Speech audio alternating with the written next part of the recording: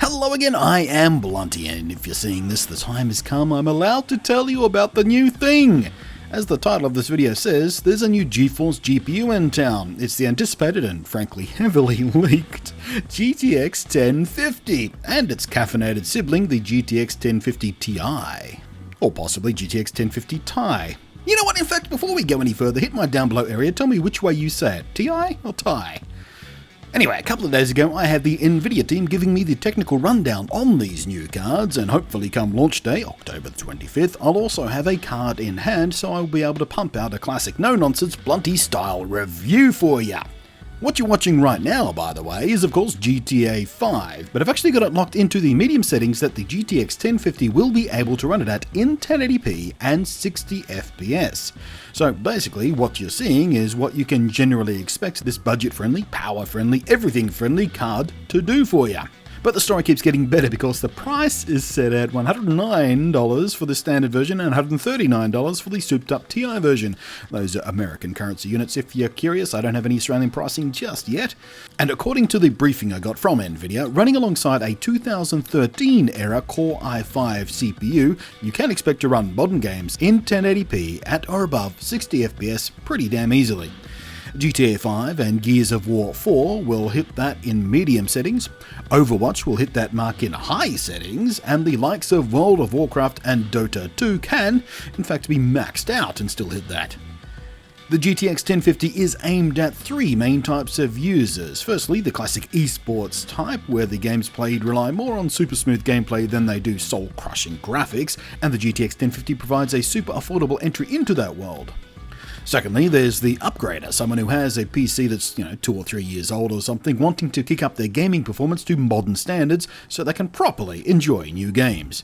In this context, the GTX 1050 will likely be replacing classics like the GTX 1050 Ti and the GTX 650 choices, which the GTX 1050 outperforms significantly, of course it does, with double and triple the performance respectively. The last type of expected user is the budget system builder, someone wanting to get into proper PC gaming but either can't or doesn't want to splash big on the price tag. And for the upgraders and new builders, the 1050 is pretty friendly. The power requirements are less than 75 watts, which means a stock clocked version can run direct from PCI power alone. No additional power cables needed. You can just slot it into your motherboard and you're done. It also means your whole computer's power supply only needs to be about 300 watts or so, which even the gnarliest of budget office PCs should be kicking. The GTX 1050s are Pascal based, of course, just like the rest of the 10 series, which also means it should be a bit of a mini monster when it comes to overclocking, and as such you can expect several of the premium board partners to kick in the extra 6-pin power connection to really drive that overclocking. Stock clocks are about 1.3 GHz, and I'm told that it won't be too unusual to find a stable overclock in the neighbourhood of 1.9 GHz on these cards. Let me tell you, I'm looking forward to testing that out for myself. The standard GTX 1050 has 2 GB of GDDR5 memory, but if you are into more than the simpler esports type games, I would suggest splashing the extra $30 or so on the Ti version, which aside from boosting the CUDA core count from 640 to 768, also doubles your frame buffer up to 4 GB of GDDR5 memory. And like the GTX 1060, there will not be any SLI connectors on these cards because frankly you're better off buying one beefy card instead of 2 smaller ones to SLI anyway.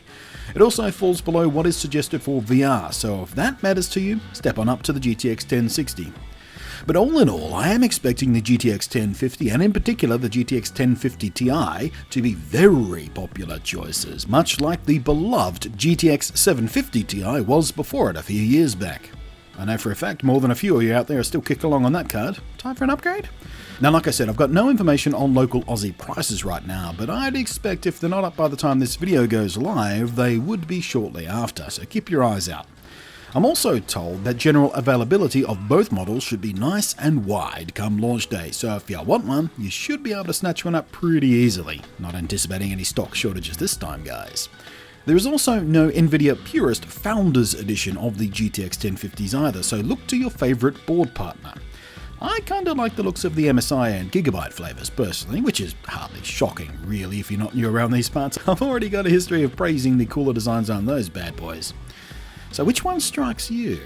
If you haven't done so already, in fact, even if you have done so already, do it again. Do the thing in my down below area. Let me know how you feel about this little critter and what you want to see me try with it once I get hands on.